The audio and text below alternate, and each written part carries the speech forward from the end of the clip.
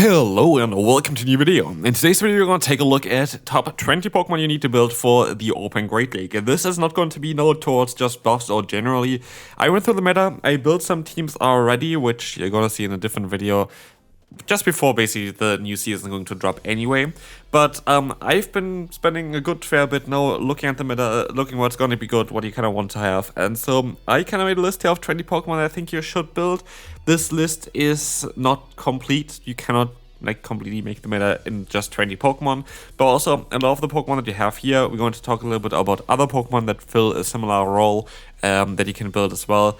I kind of try to have it as diverse as possible in terms of what the Pokemon can do. So yeah, hopefully you enjoy this video. If you did, feel free to, or if you do, feel free to leave a like and subscribe.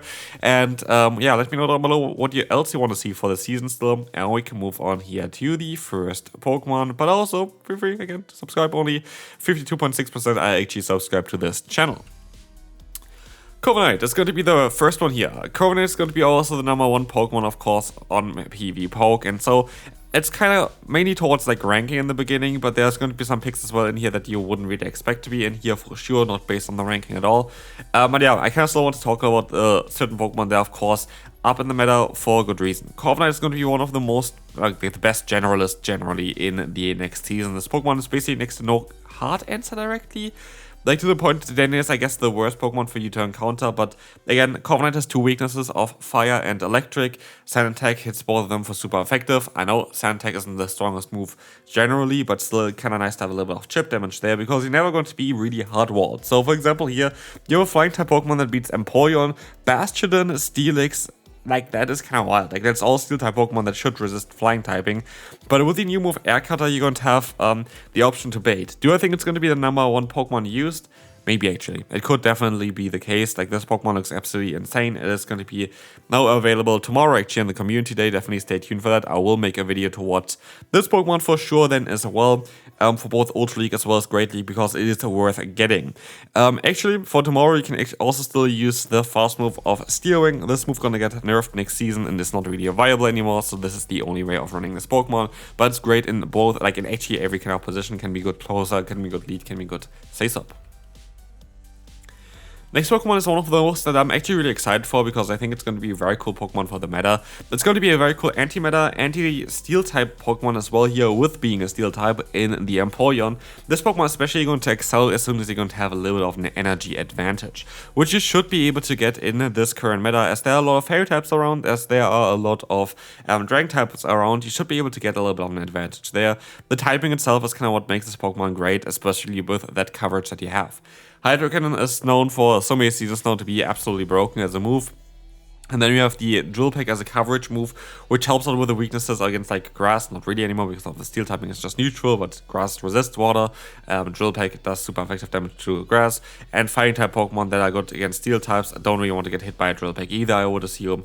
And so this is going to allow this Pokemon to have great coverage as well. Also neutral coverage against like Pokemon that are like, for example, Dragon type Pokemon don't really want to, like, can take a Hydro Cannon quite easily, but don't really want to take a Drill Peck there. For example, even like the Kommo-o is going to take super effective damage there, which makes Pokemon very, very good. As you're going to see as well, every single time the pacing is also on the screen. For example, here, Metal Sounds, 2-turn fast move. Hydro Cannon needs 5 Metal Sounds in order to get to it. Same goes for Drill Peck, and it's a very, very consistent Pokemon. It's going to be very, very good next season. Wigglytuff stands here for several Pokemon. There are some more Charmers that actually are really, really good. One of them, of course, is going to be the Darkspan. Darkspan is going to be an interesting Charmer as well. At first, both of them in the list. And then I just saw so many different kind of Pokemon that I couldn't just really allow that we have multiple Charmers here with Darkspan and the Wigglytuff. They function a little bit differently. Wigglytuff a little bit more of a defensive approach with Icy Wind, trying to kind of annoy opponents and stay alive for longer, while Darkspan is going to be the more offensive approach with Psychic Fangs doing the option, like having the option to basically drop the opponent's defense and try to farm them down and align yourself like that. Both of them are going to be very good. Wigglytuff generally seen a little bit better than Darkspan, but both of them are going to be very important as well. This, by the way, here down to the Charm getting a +3 energy buff, which I can't see happening. I think they only get a +1 energy buff. The rating itself will not change that much. It's not going to be as great in like neutral matchups as it is currently, but it's not going to go down much further. I still think that Charm is going to be very, very good, even if we have 2 less energy than what PvPoke predicts. What I am predicting is that's going to be 7 energy. and I think it's like 13 damage for it, which is still very, very solid.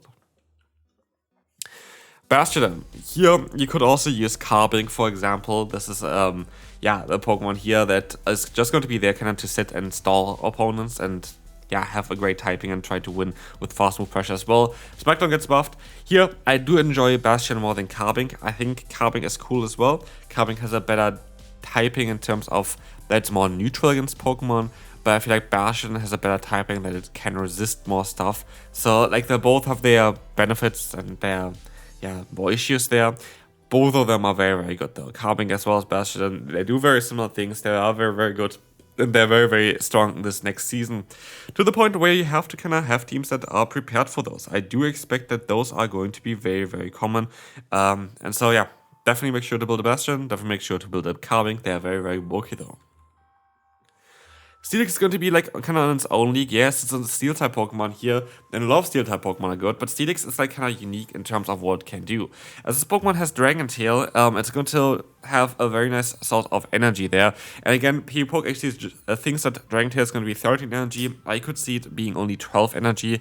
We don't know the energy value for it yet. But even if it's going to be just 12 energy, this is still going to be a very, very solid Pokemon here with Dragon Tail.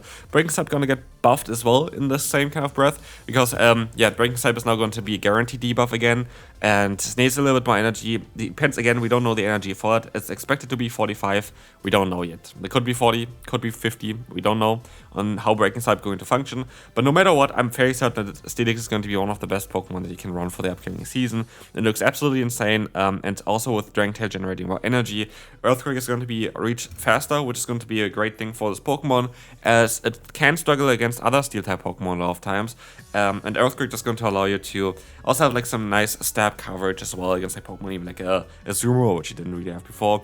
I could, though, see maybe that even still the Thunderfang version has some potential in this meta, but that might be something for us to try out in the upcoming season.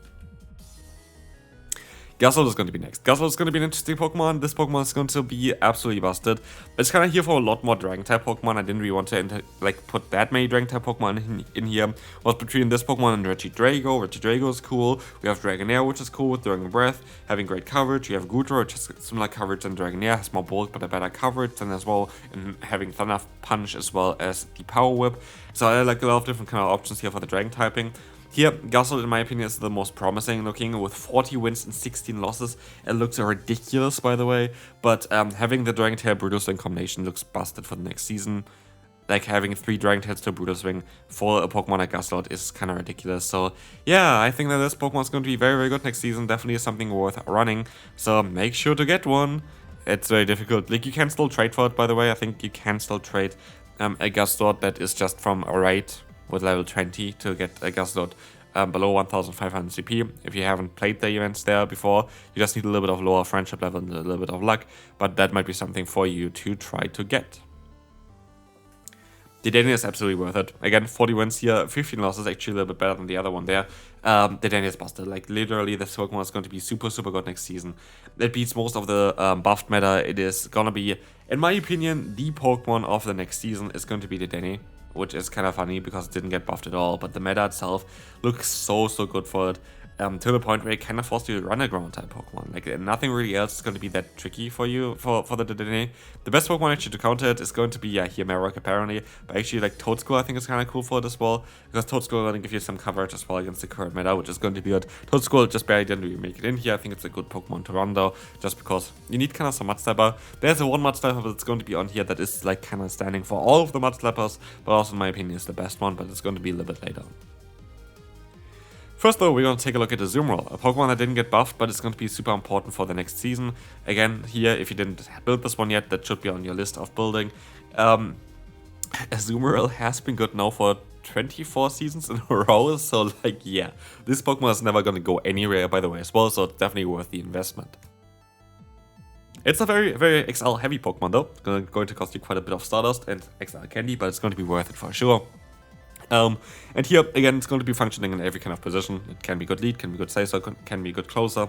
Could actually see a movelet of Player of Hydro Pump being used in this season, because it's going to allow you to still hit the Steel-type Pokemon a little bit better. Like, Bastion is not going to be safe from you then, which is going to be something that might be interesting to explore. Even in Cloud Style, most I would get one-shot from it, so like, there's going to be some play for Azumarill still with a different kind of moveset, and so I think this is the season of them all where I maybe even would consider going back to Hydro Pump over the Ice Beam. So, yeah. We will see. We'll see on how this Pokemon is going to get played, but I think Azumarill, no matter what, is going to be one of the best Pokemon you can run for the upcoming meta.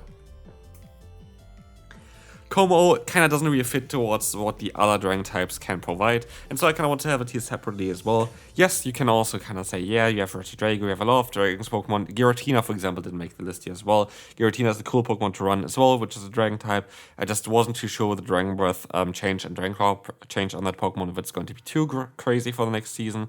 Kommo-o is a Pokemon that I'm expecting a lot from. Like, I think this Pokemon is going to be crazy good. Dragtail is going to be really good in generating energy, and then you have Clanging Scales doing tremendous amounts of damage. And, yeah, Upper Hand, which got added now onto this Pokemon, which is going to make this thing so much better. It's going to make this thing also less frail to certain Pokemon. You're just going to have that big weakness to you. The Fairy-type Pokemon, which are going to be common, but having that Fighting-type coverage now without having a drawback is, by the way, so good. Also, I like the pacing kinda. For Upper Hand, the first one was 4, but the next 3 are only 3 fast moves, which is going to be really cool. If it's a 13 energy, by the way, again, we can assume that. For Clanging Scales, it's like 4-3, 4-3 in terms of the pacing, which is also kind of crazy because getting to Clanging Scales, if the opponent doesn't resist it, it's gonna hurt. It's gonna really hurt. But yeah, as you're gonna see here now as well, this Pokemon is going to be super cool, and we can move on to the next one. Tinkaton is going to be next. This Pokemon also kind of course, fits towards the Fairy-type Pokemon that we had already 3 of before. It's the Season of Fairies, for sure. But Tinkaton is very much unique in what it can do. Tinkaton is going to be a Pokemon that didn't get buffed, but it's a Pokemon that's going to be very important, as we see here on the right side, basically. The coverage this Pokemon has and the typing that it has is going to make it insanely overpowered. You need to have kind of good IVs for it. I wish I would have someone to trade for that one, because you need like really low friendship level trades as well. But yeah, this is going to be a Pokemon that you really want to have for the upcoming season. It is going to be something that is worth building. You will have a lot of fun with it. Like, they have so many Pokemon going to be weak to the Fairy typing itself, but this is a Fairy type that beats Fairy types, that beats Dragon types, that beats Steel types with the move Bulldoze, and that is the ultimate core breaker. Tinkaton is going to be super good. It's kind of on the same level as Dedenne in my opinion, so if you want to build something, it's going to be one of those. Turtonator I still wanted to introduce here because I think it's a cool concept. I can't see that Turtonator is going to have a lot of play in this upcoming meta, even though it's ranked 20, and that's why I had to kind of include it as well. Yes, I see the benefit of the typing itself. Fire Dragon is a very good typing, but I don't really see the benefit of at least this moveset. And that's why I also kind of want to introduce it here to you, because I think there's different movesets that would have maybe a little bit more play for it. This could be what Poke suggests, but what I would more say run, based on the values that we currently predict, is actually Ember on it, Dragon Claw, and Overheat.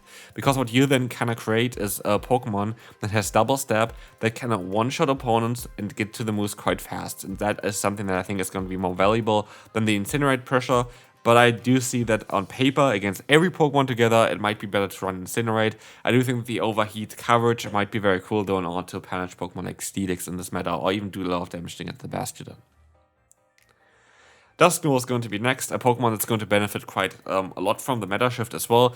Unlike the pre-evolution of it, before Dusknoir was the more ideal Pokemon to have, now Dusknoir is by far the more important Pokemon to have, and the main reason for it is that the coverage that this Pokemon has is going to be better.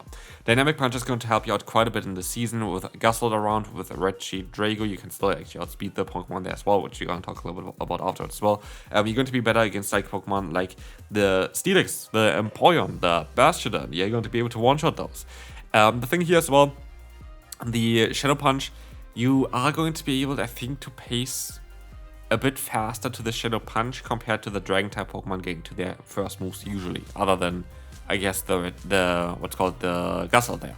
Like Regidrago, for example, I think needs 12 turns per move. You need 12 turns for the first Shadow Punch, but for the second one you only need 9 turns. So basically you're going to have a little bit of a better pacing there. I think that the Dusknoir is going to be very great in the next season, and I think it's a Pokemon worth building for sure. Not so much the pre-evolution though, that's kind of gone from the meta. It still has some potential though, it's not going to be like completely useless, but I think Dusknoir is going to be significantly better, especially as a Shadow variant. Primeape is a Pokemon that actually got apparently nerfed, which was in the top nerf video. But yeah, I don't really agree with it, and I think they actually changed the ranking afterwards because it doesn't make sense that this Pokemon actually dropped rankings. As Primeape is going to look like the most broken breaker here as well, like in terms of if you get energy on this Pokemon, the opponent is dead. And that's kind of an overpowered thing there. I could say that Close Combat is taking over a little bit, so you can one-shot Pokemon like Steelix, and I can still see something like the Ice Punch set as well, which I hit Legend with last season. I don't really think that there are so many Flying-type Pokemon around, though, because there are a lot of answers to Flying-type Pokemon, so I think that's a little bit more important this season to have Close Combat on this thing for the immediate damage. So yeah, I think it's a really good Pokemon. It's a really, really good Pokemon, especially as I say so. I think it's going to be overpowered. So yeah, of course you have to be a bit mindful with the Fairy-type Pokemon, but if you can avoid them, this thing is going to slap. Credilli, I feel like it's a little bit worse this season compared to last season, but still worth talking about. This is going to be a Grass-type Pokemon, which I kind of want to come by as well. The next best Grass-type Pokemon other than Credilli is, by the way, Shadow Bombasnow, which is kind of an interesting Pokemon as well. But yeah, I didn't make it on the list because I wasn't too sure with the meta currently. I think the meta itself doesn't really scream Shadow Bombasnow right now to me. Like, yeah, there are going to be some Pokemon that are going to be weak to the Ice type. I don't think it's really that great. If you would run a Bombasnow, I think you'd rather would actually still want to run Powder Snow over the Leafage, even though Leafage is a better fast move generally, but type-wise, I think Ice is a little bit better. Hey, we were talking about Credilli here. Credilli is still very good. It's still going to have like a display because of all of the Fairy-type Pokemon, which you're going to be able to beat as well. You're going to have one of the hardest answers to Dedenne, which is going to be super important. And of course, the Rock Tomb is still going to be as good as it was last season. Here, a Pokemon that you most likely wouldn't really expect on this list, which is going to be Dewgong, ranked 170.